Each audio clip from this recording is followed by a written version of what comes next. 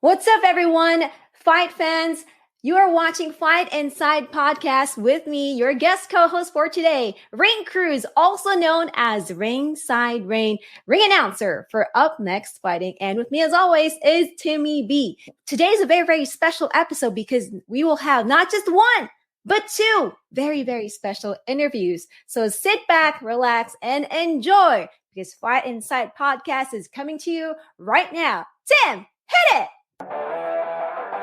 Ladies and gentlemen, welcome to the Fight Inside Podcast. All right, our first guest today. First guest is the former Bellator bantamweight champion, and he has his sights set on reclaiming that gold. But first, he has to dispatch a man that he's already dealt with once before, but I think he's more than happy to do it. He's a two-time NCAA champion and currently the number 2 ranked Bellator bantamweight fighter. He's got charisma and style for days. He has an impressive 19-2 record and can next be seen kicking ass on November 17th at Bellator 301. Rain. Please welcome Raufeon Stots. Let's go! Let's go! Hey, let's go! Hey, if we don't have a ring announcer, we definitely got to get you in the building. I love the energy, man. I love it. Let's go.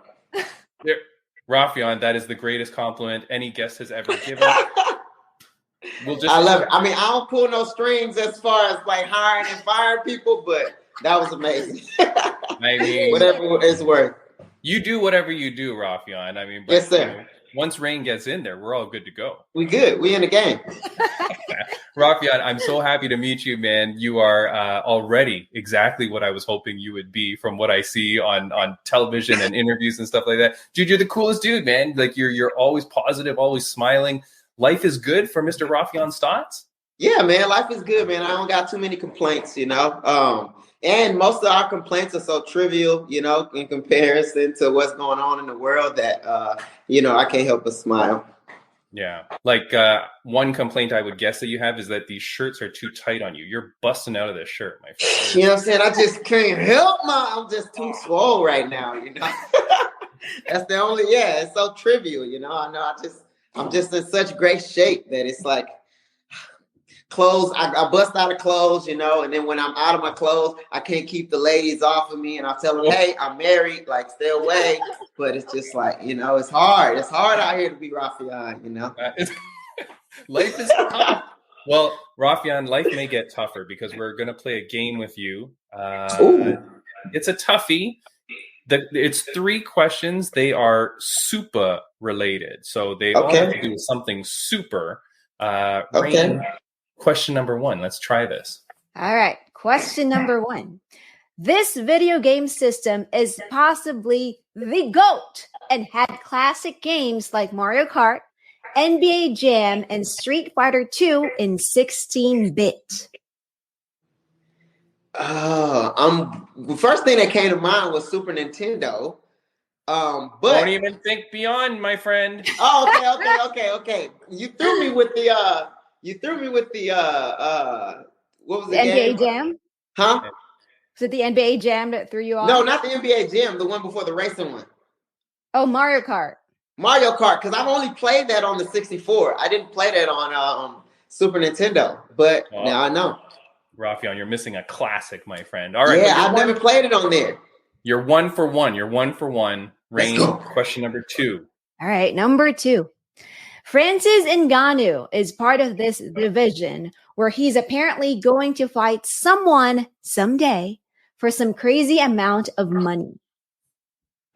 It's the name of the division. The division. Is this? And it has the word super in it. I want to say super heavyweight, but I thought he was in of like pay-per-view fighters or something. Yep. And the wheels is it super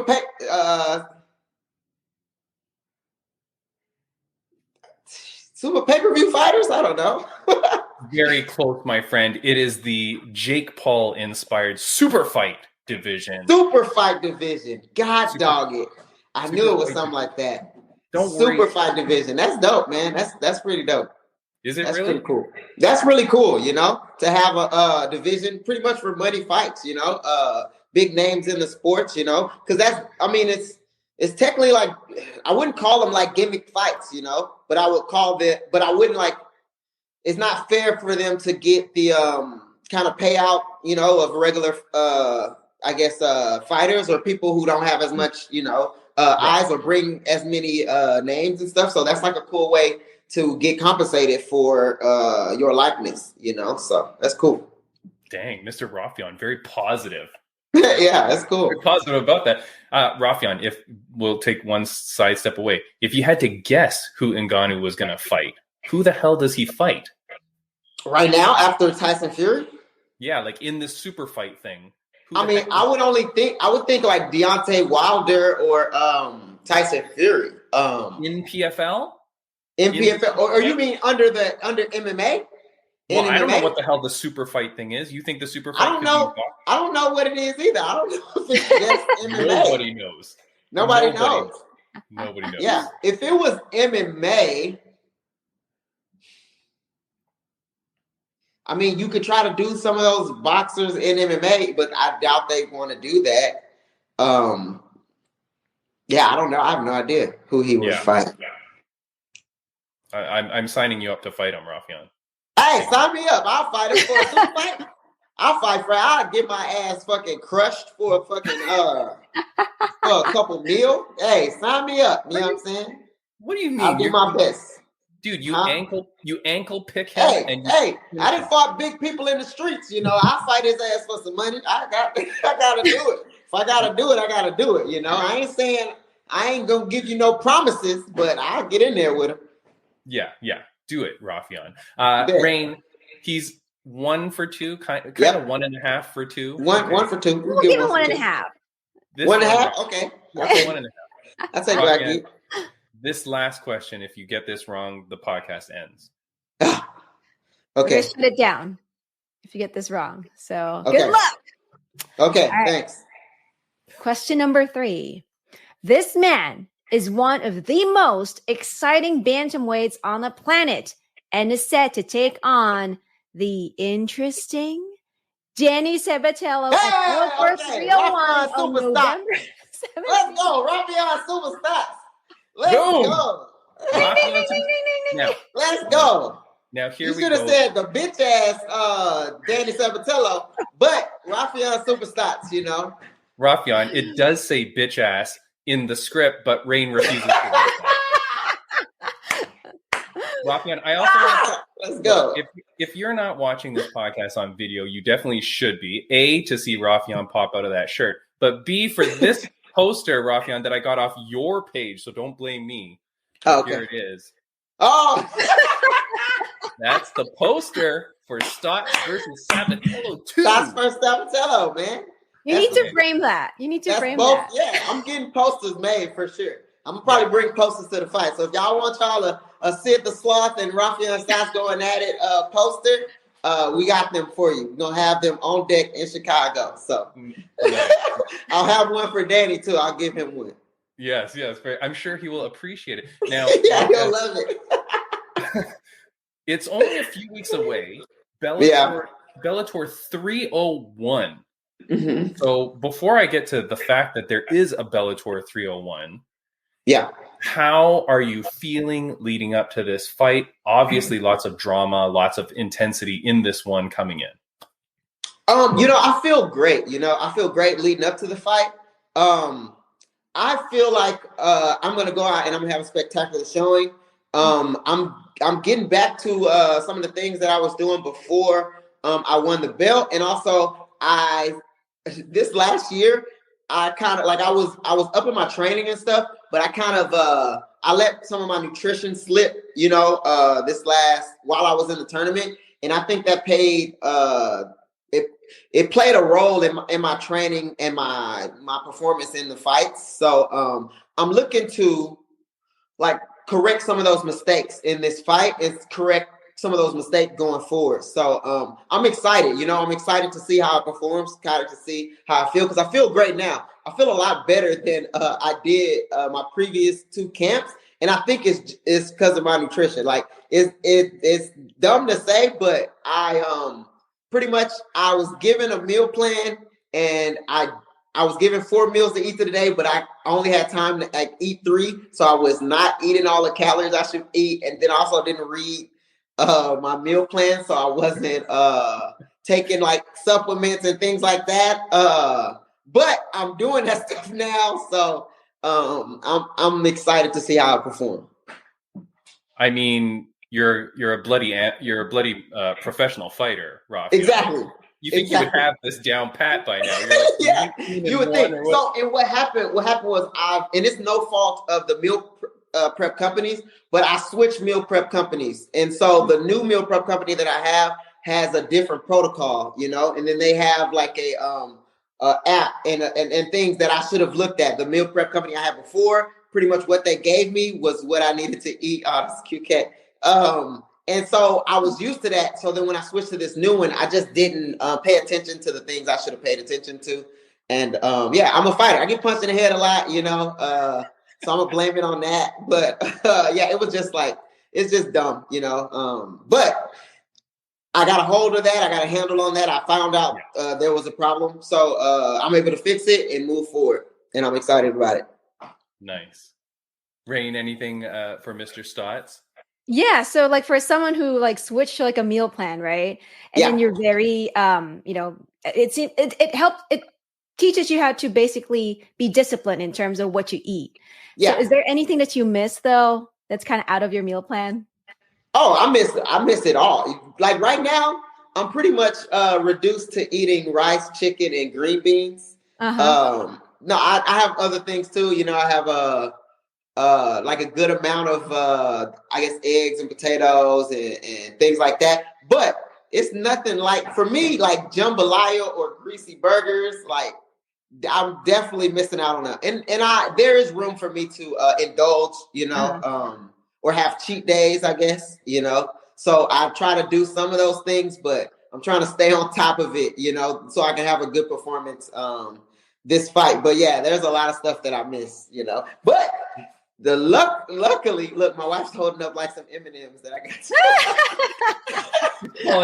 So candy is another thing that I love outside of camp. But after this fight, we got Thanksgiving. So that'll be, that's something to look forward to too. Very nice. Very nice. Now, are you looking forward to the pre-fight press conferences? Because, man, the last time you fought Danny, there was a lot of media attention over this fight. Like they had you guys everywhere. There was all the drama. Are we going to expect that leading up to this? I think you can expect like a shorter version. I think they will, like while we're in Chicago, try to get us two in the same place, I think Danny is very annoyed by being in the same place with me at this point, because I beat his ass once and I was talking shit the whole time. So now he don't necessarily want to be in that environment, but I would love to do it. I love to, do sit down interviews with him, make fun of him and proceed to fight. So yeah, I would think that they would have us do some stuff like that. But again, we're not the main this time. Last time we were the main event. So they got some amazing, fights that they got to kind of push. They got Sergio and Paddy fighting. They got Chablis and Patrice Pitbull and who else? My good friend of the podcast, Daniel James, the Predator. He's on the Predator is on there. Freaking Jason Jackson and Yaroslav. They're fighting, So I mean, this card is super stacked too. So they're gonna have to find like a lot of this card kind of sells itself, So I don't think they needed to do like the world tour of us getting back and forth, because the card is so good. But I'm sure they'll get something, Everybody loves to see us go at it. So again, I'm sure this guy's too nice. The MMA fans really are waiting for the Raufeon versus Danny press conference. Yeah. I mean, I just like. I mean, I don't like Danny. I call him Danny the fanny pack. All he want to do is fucking hang on your side, hang on your belt line. So I just don't like him. I don't like his fighting style. I don't like what he's about. You know, I feel like he was a bully to a lot of the people in the division. I feel like he leant. I don't know. He was leaning on his wrestling, and everybody who didn't wrestle, he was calling them out left and right because he wanted to like pick on them, and I don't vibe with that. You know. I don't vibe with that, and I think he's a bitch of a person, so I would like to beat him up. And even like I beat him up the last time, but like I didn't get him out of there. And it's also like I'm not gonna get very many times in my life where I get to hurt somebody that I don't like. So like when they came at me with another opportunity to do that, I was like, fuck yes, thank you. Yeah, I need to do this before I don't get a chance to do this again. You know, if I do it again, I'll go to jail. If I do it outside of MMA, I'll go to jail. So I'm super happy to put hands on Danny. Yeah. All right. Well, look, we'll move on with the interview, but one last time, the poster for Raufeon Stots versus Sabatello 2 is coming up. Bellator 301. Don't miss that fight. God dang it. Raufeon, Bellator 301, though. Yeah. I didn't think that was ever going to happen. Yeah. Now, I don't know about you, but everybody, named Timmy B on the Fight Inside podcast was predicting that Bellator 300 was going to be it. That's what it was looking like, yeah. The PFL sale was going to happen or whatever the hell, and then something was going to happen. Yeah. Raufeon, drop the bomb here. What's happening with PFL and Bellator? Do you know? I don't know. I'm sorry, bro. I don't know at all. If I did know, I don't know if I could keep quiet about it. I've been asking higher ups. I've been asking matchmakers. To my knowledge, nobody knows. Nobody knows the future. I just don't know. What I've seen from is pretty much what has been put out there. Like my teammates will come to me and be like, "Hey, looks like PFL is buying," or "Hey," and then I'll ask my manager, and he'll be like, "Yeah, no word yet. We don't know what's going on. Nobody's gave me a word." So unfortunately, I don't have any breaking news for you. I'm happy that 301 is happening, and it seems to me that Bellator, just from like what I've watched Scott Coker say in press conferences and kind of how the people on the inside are acting, it seems to me that they're going to carry on throughout the year as scheduled, or pretty much carry on as scheduled. And then, they're waiting for something to happen. But until something happens, they're just carrying on as normal. Keep going. And their carry on is normal. It looks to me that Showtime is done, promoting combat sports. So maybe that was like a idea, like, okay, maybe we sell because we don't have this place to broadcast. But Bellator is a good product. They've created such a great product now that I feel like someone will pick them up to broadcast. So I think they could, if they wanted to, they could continue, as planned, depending on, I guess, the financial side of things. Cause I also don't know. I have no idea. Yeah. If they do, let's say they did sell though, would you want them to merge, or are you happy with them staying separate so you can stay under that Bellator banner? I will just say the Bellator belt looks a hell of a lot better than the PFL belt. The Bellator belt is cold, man. The Bellator belt is cold. I like Bellator. I feel like I've developed a name at Bellator. So best case scenario for me, Bellator continues, but there's also opportunity for me, I guess, in PFL having seasons and having multiple tournaments. They do a lot of good things too as well. They got Francis Ngannou, and they got that whole a super fight, division or super. The opportunities that they provide are a little different, than that of the UFC. But yeah, best case scenario, what's the name? I continue with Bellator. Everything stays the same. I'm very happy with Bellator. I'm very happy with what I was able to create with them and how their business has grown. but it also leaves opportunity for me to be a free agent and maybe, test the waters places. Because at the end of the day, I am a prize fighter. So I'm fighting for whoever is going to pay me the most. Like wherever I can get the most, that's where I'm going to go, because my loyalty isn't to like the fight fans, like everybody's like, oh man, when you going to go here? When you going to go here?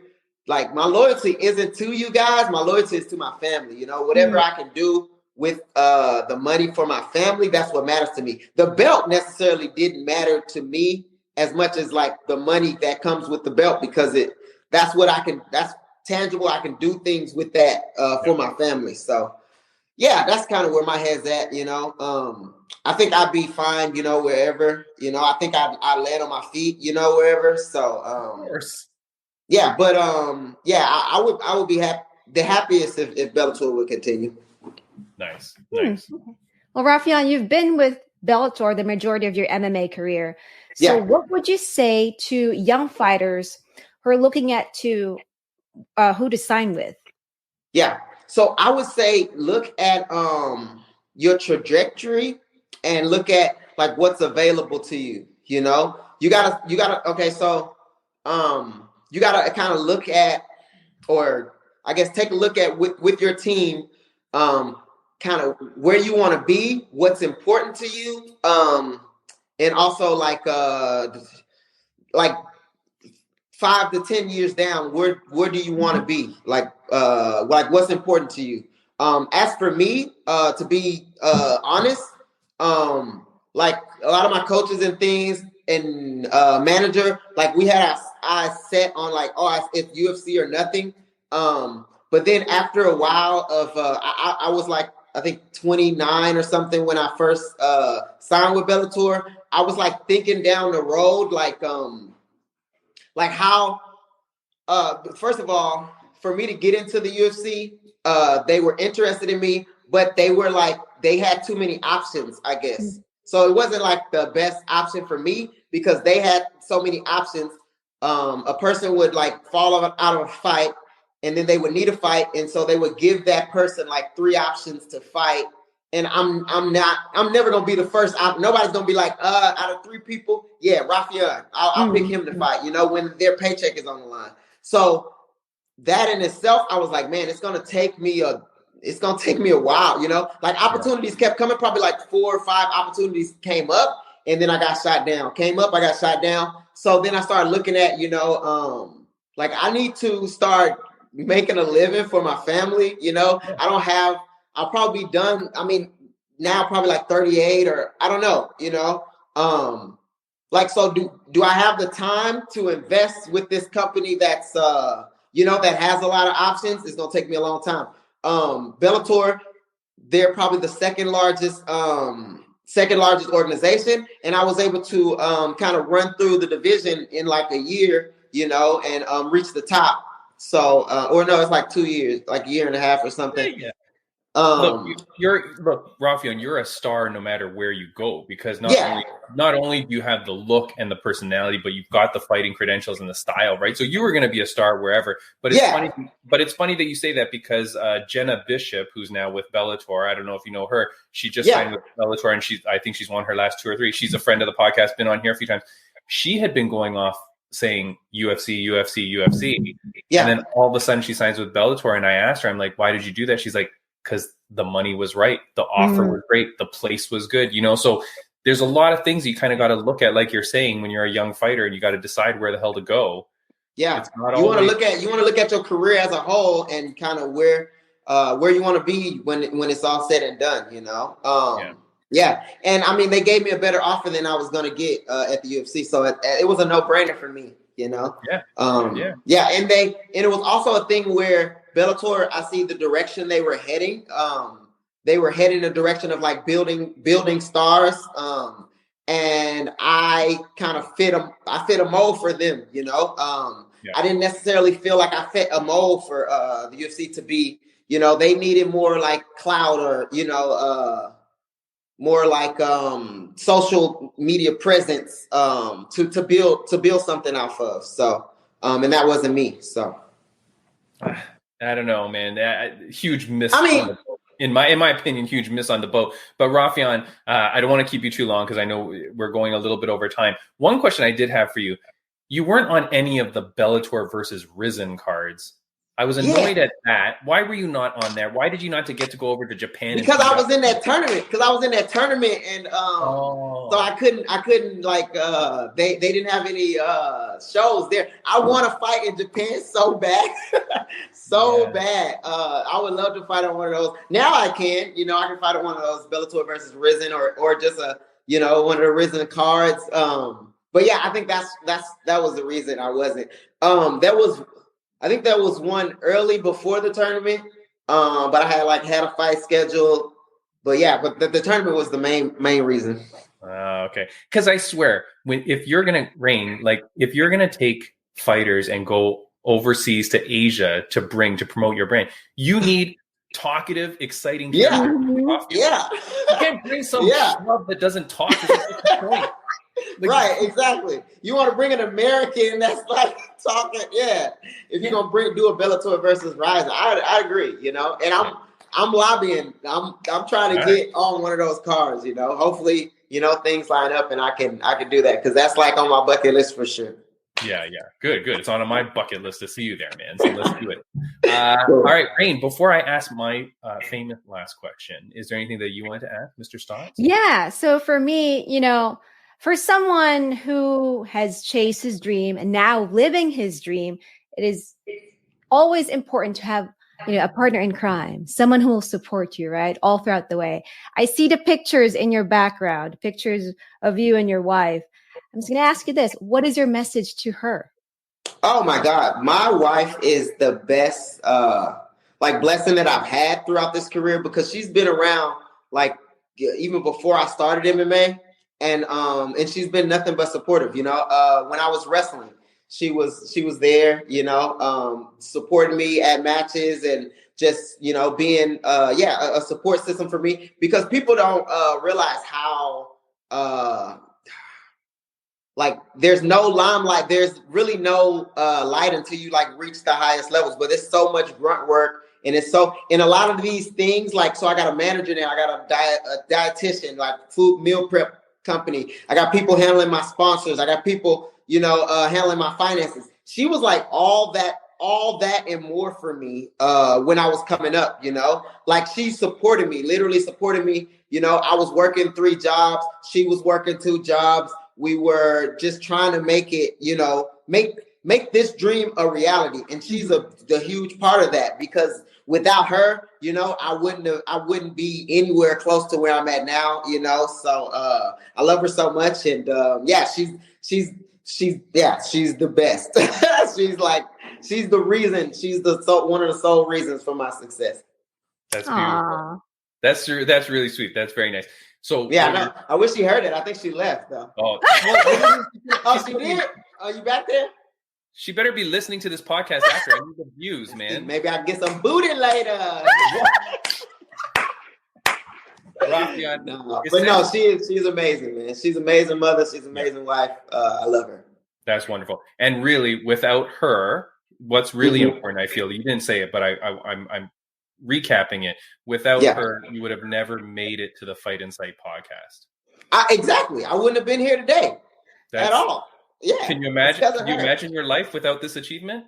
It'd be crazy. I wouldn't even know what to do. I wouldn't even be happy right now. I'd be so sad. Damn, I could have been. And I see y'all interviewing Jared Gordon. That's my homie, Jared Gordon.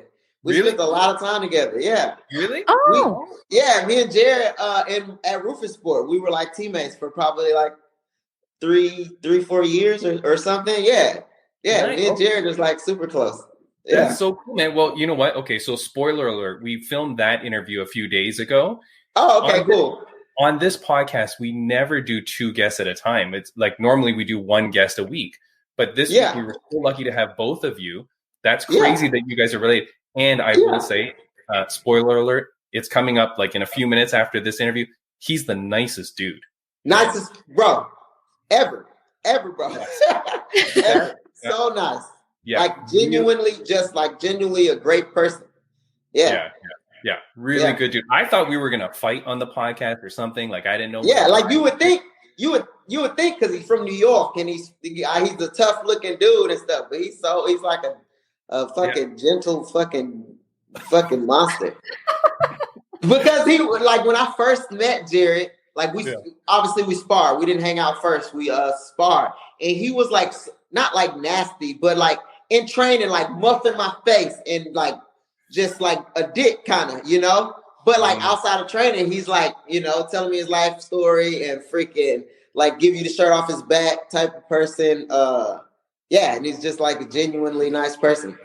Yeah, well, it was a long way to get to how a nice guy Jared Gordon is, but I saw what you did there. So yeah. Yeah, you wouldn't think that.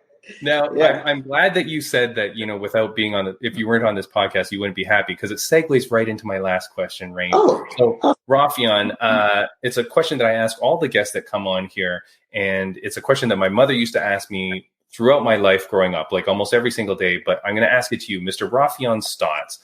On a scale of 1 to 10, how happy are you? I would say I would say 9. I would say a 9. Yeah. Because I'm super grateful for everything that I have, you know, but I'm not exactly where I want to be, but I'm happy, you know. I could die happy today, and but you know, I have things I need to accomplish for my family. But I'm happy. I'm super happy with the people I have around me. I'm super happy with my family. And I can't, like, the people that are around me, I can't say, you know, I couldn't be happier with them. So yeah, very nice, Raufeon. I knew the answer was going to be a high number, if any number. Yeah. I knew it was going to be good. Raufeon, before we let you go, is there anything that you want to say to the fans, viewers, and listeners of the podcast? Man, like, tune in. November 17th is gonna be fun. You know, I'll get to get a rematch with Danny. Then hopefully I get since provided with him with a rematch, I'll get my rematch with Patrick Mix. But man, I hope I inspire people. I hope, you know, you guys are enjoying my journey, you know, as much as I am enjoying it. Thank you for tuning in. Thank you for watching. I love you guys too. That's awesome. Raufeon, thank you so much for joining the podcast. Rain, what a great guy. I know. Thank you for joining us. MMA guys, man. What the hell? And Raufeon, you know, whatever happens, I don't know how the announcer is going to, like, you know, not be able to be available, but you got Rain's number now. I got Rain now. We locked in now. They better stay on their P's and Q's. I put words. Whoever ears I need to put them in, I'm putting words. Thank you, sir. Oh, I love it. Raufeon, have a wonderful day, my friend. Best of luck. Go kick some ass. Yes, sir. All right, thank you, guys. Have a good one. All righty. There is Mr. Raufeon Stots. It's crazy that him and Jared know each other, and how much he loves Jared too. Like, it's crazy how it all happened. The world is so small. Like, it's a very small world. It's so weird how, like, those connections will happen and things like that, right? But what are the odds that on this stupid little podcast, the one time I have 2 guests, 2 episodes, yeah, and have trained each other, right? interviews, yeah, it's crazy. Yeah. Wow. I didn't put it up while he was on, but of course, go follow Raufeon Stots at Raufeon Stots, Raufeon Stots, Stots. Rain, we're gonna go into the Jared interview, but before that, we'll do a little friends of the podcast update, if you don't mind. And of course, if you're here because of Jared or because of Raufeon, thank you so much. Please follow and subscribe, do all that stuff. Friends of the podcast update, I do want to say Fatima Klein, gold. Yeah, Congratulations, Fatima. Wins the championship, ends up being the flyweight CFFC title. She was going for strawweight. It turned into the flyweight because there was a change in opponent last minute. Regardless, she's got a gold belt. She looks very good in gold. So congratulations to Fatima. We're very happy for her. Like I said, while we were talking to Mr. Raufeon, Daniel James, the Predator, Daniel James, he comes on Bellator 301 as well. He's fighting there. And then future friend of the podcast, Driscus Duplessis, who our good friend when we had him on, Chaz Wasserman, he said he's going to get DDP to come on, blah, blah, blah. It was announced today, Rain, that DDP is fighting Sean Strickland for the title in Toronto in January. Wow. So congratulations to DDP on getting that title. Too bad that you have to come to Canada in January, but I mean, geez Louise, the flights might be cheap, right? Because it's cold. Flights are never cheap, first of all. You're going to fly here, you're going to need like winter coats and everything. It's not the best, but whatever. Okay.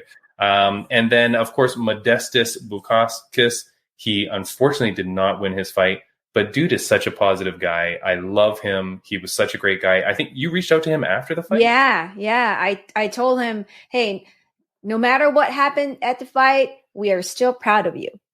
Yes, of course. And did he say, screw you, I'm not feeling good?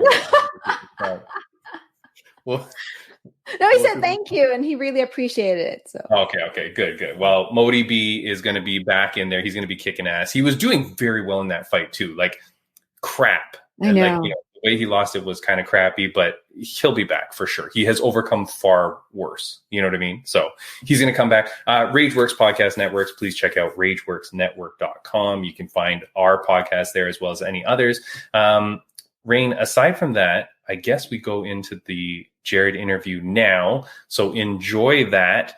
And then next week on the podcast, I don't know for sure who we're going to have because a little glitch occurred, Rain. We were supposed to have Willow Morton. She's a Toronto MMA fighter. She was going out with me to Fight League Atlantic 12. She was going to be fighting in New Brunswick on November 18th. I think her opponent has been injured. I don't know what's happening to her. If she doesn't have a fight, I don't know that she would want to come on the podcast, but I'd still love to have her on anyways. To talk to her and meet her. So we'll see what happens next week. We'll book something. We'll have something amazing happen. I am still in talks with the announcer, Frank Andrew from 1FC. We're talking back and forth. We're trying to figure out the time. And then something really funny. He was like, is it video podcast? And I'm like, yeah. He goes, I'm going to need some time to make my place look better for the camera. And I'm like, you're only going to see like a small bit, like how, you know what I mean? But he's very concerned over the views and the image, so we'll fix that up. And we'll get him on soon, though, because I'm very excited to talk to him. And Rain, I hope you're there for all of it if you're not busy being the new Bellator announcer. Right? Like, thank you in advance, Raufeon. Appreciate it. Thank you. All right. So let's cut to the Jared interview now. And then after that's over, we'll see you next week. All right. So cut here. Bzz. All right. Our guest today is a true inspiration. He has a past that is well documented, including circumstances most would not have survived. But he now uses his platform as a UFC fighter to help bring awareness and support to those struggling with addiction, all while kicking ass in the cage. He's on the heels of two very controversial fights, but he's set to make his return at UFC 295 in Madison Square Gardens, his backyard, on November 11th, fighting the Olympian Mark Madsen. Rain. Please welcome Jared Flash Gordon. There it is. How you doing, Jared? I'm all right. How are you? Not bad. Thank you so much for joining the podcast. Where are you located right now? I'm in South Florida, Delray Beach. Yeah, super nice. It's like 84 degrees right now. Ooh. Nice. A brisk day in South Florida. I'm in Toronto, Canada. It's already freezing, Jared. So it's almost snowing here. I'm from New York. I don't know why, now that I live here, it's like, why does anyone choose to live in those conditions? It's beyond me. Yeah. Jared, it is crazy. Like, I think about that all the time. My wife and I think about moving. Anytime we go somewhere that has beautiful weather, I hate rain because she lives in California. You know what I mean? Yeah. It's terrible. Jared, we've got a game to play with you just to loosen you up here. We play a little game. Hopefully you get some of the answers right. Rain, question number 1. Okay, question number 1. Who is the main villain in the Flash Gordon superhero comic strip and movie? Ming? Dang, it is Whoa! Ming. Jared, 1 for 1. Good on you, man. Flash Gordon, obviously homage to that. I mean, it's not actually. it's just a coincidence. My last name is Gordon. Huh. And it was more of I had cardio. I always had a good cardio. So my first coach called me Flash because I didn't stop moving. I didn't stop going. It's not because I was like fast, because I'm not really the fastest guy around. All right. But it was like an endurance cardio thing. And my last name's Gordon, so it just fit.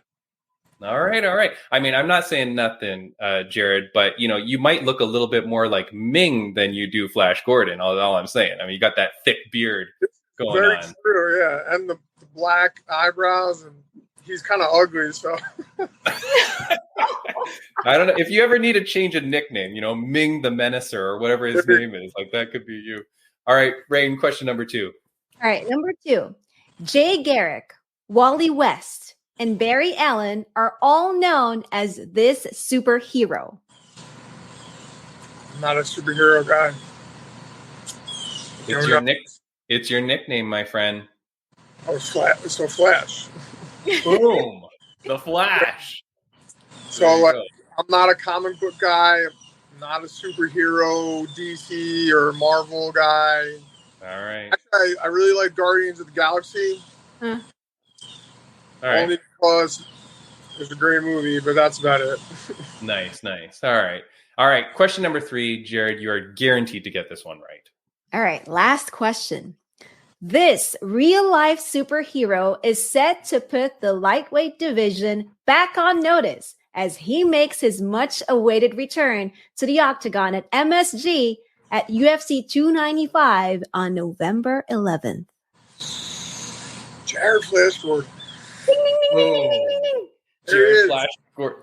There he is, the man, Jared Flash Gordon. Jared, you're like I said at the intro, you're coming off 2 very controversial endings to your last 2 fights. You're set to make your return. What's going through your mind? I'm so laser focused, and mentally, physically, I'm in a great spot. Just confidence. All I feel is confidence, and I'm so eager. I just want to get to New York already. This last week of camp, I was like, I don't even want to do this. It's like, I feel so good. Like, I didn't want to ruin anything. Yeah. And like, I was like, I don't want to go to practice. Just send me to New York already. Like, I don't want to train anymore. I'm ready. I feel like I was just going to ruin it. But I finished my last practice at 3:00 today. I just did a cold plunge. Feel really good. And I'm just ready to leave. I'm leaving tomorrow for New York. So I just want to wake up, or I can't even sleep. Like, I haven't felt like this in a long time. I'm like, I can't, like, I could fall asleep, but then like, I'm waking up super early, and I'm like, is it like, is it morning yet? And I'm like looking at my clock. I'm like, oh my God, it's only 5 a.m. Like, I just want to get out of bed and like drink my coffee and go, Yeah. So I'm just really happy. I'm in a great place, and God is with me. That's how I feel. I'm really happy for you, Jared. If anybody has the mental fortitude to deal with those kind of weird bumps that you've had in these last 2, it seems to be you because of who you are and the experiences that you've had. I do want to say, though, I was watching an interview with you, and you said, oh, this is just another bump in my road, which seems to be the common theme in my life. Yeah. Regardless of all the bumps you've had in your life, though, you've always come out on top. You've always achieved and succeeded where others probably would not. What do you have to attribute that to? Man, I think it's the only way that it would. This is my way. Like, I was never going to be handed anything. Nothing was ever going to be easy for me, and that's actually how it is for everyone in my family, my wife. we're all successful, but we all have had hard paths. Like, I look at my father, and he's been through so much more than I have with his business and the things that I've seen him go through and just persevere. And he's super successful. And it's like, I was complaining to him a couple of months ago, and he's like, dude, you're crying, I don't want to hear your bullshit. Like, Yeah. look at what I've been through. And I'm like, you know what, you're right. Like, I literally saw him lose millions of dollars, almost lose his business, come out of it, and get back to where he was, and more. And there was a point where I thought he was going to kill himself. So I think that, like, it's just in my DNA, in our family, like our genes. Like, this is just our way. Like, the obstacle is the way for us. Nice. Yeah. Jared, you went, I'll just show this on screen, but I mean, I know obviously, but your social media following exploded in the last year or so. Like, there's a website that I follow at MMA Gains, and they track fighters' gains of social media after fights and like after fight weekends. So here's a picture of your social media pre-Paddy fight and then what it is today. But you were sitting at 119,000, which is no small number. I mean, that's a crazy number. Mm-hmm. But boom, here you are at 415,000. Knowing that you're at that kind of level of social media following and knowing the kind of person you are that wants to help people and stuff like that, have you had people come back to you maybe from your past or something that have also rebounded in life and found success similar to you and have gotten back to you about that? Oh, of course. Yeah. Like, literally every day, people contact me looking for help or thanking me for helping them or inspiring them in some way. And yeah, that's the goal, man. Fighting is I love fighting. I love martial arts. I love competing. Being in the spotlight is cool. Making a living, fighting has always been my dream. But it's not about me. It's about other people that suffer or have suffered like me. Yeah. With all sorts of things, mental health. I'm a sexual assault victim. I've tried killing myself numerous times. Addiction. I've, multiple overdoses. Jail. I was facing 25 to life. Somehow I got out of that. So, like, yeah, the whole, being famous, and I mean, like, if Conor McGregor or LeBron James or Logan Paul or, these guys that have humongous followings, millions, if they were preaching about mental health and addiction, everyone would listen and they would have, they would be able to help so many people, Mm. So that's what I want to do. And that's my goal. Yeah, man. And that's why, in all honesty, Jared, that's why I'm a big fan of yours, because you say that. People talk to me about like the GOATs in MMA and stuff like that. And I always say, you can't just look at what someone does in the cage. To me, that's my criterion. I say, you can't just look at what someone has done in the cage. You have to look at their life outside. What are they doing for people, for their community? And so when you say those things and you have that posted like right on your Instagram page, right? It's like, hey, contact me, and you give help numbers and stuff like that. So it's very honorable that you do that. So I'm glad that people are reaching back out to you to tell you what a success it is too, because it's nice to know that it's working as well. Yeah. Thank you. I appreciate it. Yeah. That said, social media is a crazy beast. And we've talked about you on this podcast a few times because of some things that have gone on social media. I do want to raise this. We've talked about it like just last week, I think, Ray, we talked about it. But here's a picture here, Jared. I was on your side on this one, man. This post from Bloody Elbow, when they reposted your post about buying tickets for your friends and family, and then they posted that with that picture of you, Jared, and then you put them on blast Yeah. I was like, these fuckers know what photo they're putting next to that thing. Like, you weren't even in UFC clothing. You're just looking grumpy. Although Rain thinks the photo looked like you were flexing because you've got so much money. Yeah, like Had doing this. nothing. So the photo, like, was a picture I posted a long time ago. That the photo of the tickets that I posted, I was just thanking like my fans and friends for supporting me. So the UFC gives every fighter 4 tickets to their free tickets to the fight. But Yeah. they can't just give you unlimited tickets. Because first of all, they have to pay the venue. And the venue has to make money. And that's how they basically rent the venue out from them. So Madison Square Garden's got to get their money, and the UFC has to pay Madison Square Garden. So here's your 4 free tickets. But we'll also give you an option to buy tickets at a discounted rate, which is what they did, and they were discounted pretty heavily. Oh, wow. So I was just thanking my friends, and I was saying, like, what an honor it is to be able to fight at Madison Square Garden and have people support me.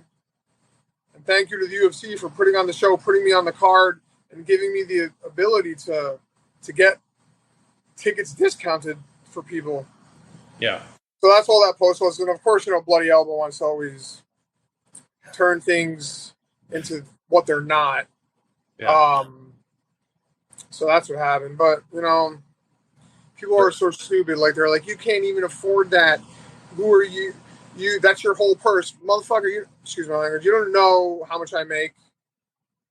I make way more than that. And it's not like I just bought those tickets and didn't get the money for them. Like, I put the money up on a credit card, and everyone paid me the money, and then I paid the credit card bill off. So it's not like... Oh, you get your points. Exactly. I got my American Express points. Yes. And I paid the bill off, and it's like, so I don't know, people are so stupid. Like, yeah. People are really dumb. They don't know anything. They act like fans act like they know everything about fighter pay and structure and how things work. You guys, they don't know anything. Yeah. So Jared, it's an argument that people have all the time. It's like nobody knows the inner workings of the UFC. No one knows the inner workings of a professional fighter. Like, the money stuff is always like it. People think it's so easy. What I will say, Jared, and I just tweeted it today again, I think, because I got into a fight with someone, but I said, you want to complain about fighter pay? Show me the last 3 things you bought that supported a fighter. Like, show me a Jared Gordon t-shirt. Show me, you know what I mean? Show me a poster. Show me your pay-per-view receipts. How about that? Like, you can't complain about stuff unless you're doing something to help support. People also complain, like, always complaining about fighter pay, and like, yeah, we come up as amateurs and you have to fight regionally as professionals and then get to the big leagues. But, like, these guys that are in the NFL and MLB, and obviously they get paid a lot more across the board than UFC fighters do. But they've been playing this same sport since they were children. Like, I started fighting when I was 17. I didn't go to college for that sport. I didn't go to some school that put me on some crazy program and built me into an MLB player, and then I went and got drafted. Like, I fought regionally, and the UFC signed me. Now prove yourself. So you got to prove. Like, getting into the UFC is not really.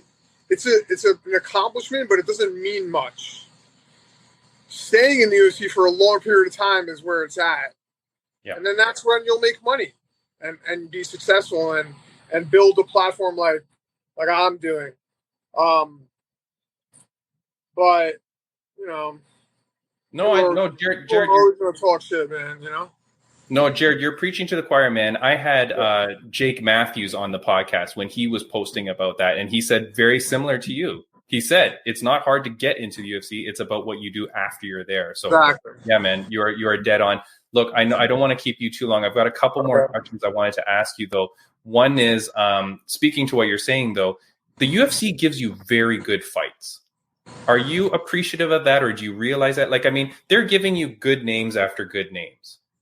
And I feel some fighters don't really care about that or know about that. But do you appreciate that? They're putting you in? Oh yeah, of course, man. I want to fight people that are known, and like where I am in my career and how long I've been in the UFC. Like I should be fighting guys that are, along the same lines. Some people don't care, obviously, and they'll fight anyone. But, like I want to fight people with names that are going to, get me to the next level. Like after this fight, like I'm hoping to get a top 15, or maybe who knows, maybe I'll, be ranked right outside of it. And then I'll, and I think I'll be deserving of it once I win on November 11th. So yeah, like I want to excel. I don't want to just do this for a paycheck. Yeah. No, I'm happy for you, man. I'm happy that you're getting the right names, right, to keep leveraging you as a person, as a fighter, and for your platform. Rain, before I ask my last question, do you have anything that you want to ask Jared before we let him go? Yeah. So, just listening, to your story, and you are obviously a strong rock, right? A strong person. So for someone like you who's been through a lot, the strongest person that you are, who has been your rock that kept you going? I was going to say my wife. That's the smarter answer, Jared. Don't change it. But it's really God. Who I call Jesus Christ. But so, I mean, that's where it's at for me, man. When there's nothing else, I'll always have him. So, and then my wife, and she brings me and keeps me close to him. And that's what it's all about. Like, this whole life is, what's your higher power? So, yeah, that's who it is. Yeah, good, Jared. Before I ask my last question, Jared, is there anything that you wanted to say to the fans, viewers, and listeners of the podcast? Thanks for all the support, and tune in, obviously, November 11th, coming out, and I will perform to the best of my ability. So tune in, and hope you enjoy the show. Yeah, and apologies to fans of Mark Madsen because he's taken an L pretty bad. So, Jared, one last question I'm going to ask you. You're such a good guy, man. So thank you so much for joining the podcast too, especially like on your fight week. It's a question that my mom used to ask me every day growing up, and I wanted to ask it to you. So, Mr. Jared Gordon, on a scale of 1 to 10, how happy are you? I'm like at an 11 right now. Woo! Yeah, very happy. I wasn't a couple months back. I changed some certain things. I'm doing certain things a little differently, so it's brought me to a great place. So thank you for asking, actually. No, that's good, man. I'm happy. I don't think anyone's ever said 11, Rain. No one has ever. I don't think so either. And you know what? It matches the date of his next fight, 11/11. There you go. Makes sense. It all makes sense. It's all coming together, Jared. Last question, just because this was one that people were wanting me to ask you. How stupid is it that Paddy fights Tony Ferguson? Good for him, man. Good for who? Good for Paddy, I guess. Good for Tony, too, man. He deserves a big name. Guy's been around forever. And, yeah, I know he's coming off of a lot of losses. But he is basically a legend in our sport. And, Paddy, he's the show. It's part of the show, And I wish him nothing but success. Because in person, he was nothing but nice to me. On interviews, at the press conference, he talked a lot, but that was for the show. But in person, he was a nice gentleman. And I know where he's at and what he wants and what he thinks as a fighter. And everybody knows the truth about what happened between me and him. Yeah. So it is what it is. Like, this is what God wanted for me. I don't wish ill will on anyone. And that's it. Well, Jared, I will say that, I've met almost 145 different people doing this podcast now, and you get a sense of who people really are when we interview people, I feel, Rain. And I feel like Jared is not a character. Jared is the Jared you see. You're a true dude, man. And the stuff that, again, like I said, the stuff that you do for addiction and mental health, it makes you one of the GOATs of MMA, hands down. So I'm excited to see your career. I'm excited to see you this week. And I'm excited to see everything that you do in the UFC, my friend, and beyond. So thank you very much. And thank you for joining the podcast, Jared. And I hope we get to speak to you again. Yeah, again. We'll do it again. Awesome. Right. Thanks, Jared. Thank you, you. Jared. Appreciate it. Bye-bye. See ya. Bye-bye. And that's it. Thank you to Raufeon Stots and Jared Gordon. And thank you to all of you Fight Inside podcast fans. See you again next week. Bye. See ya.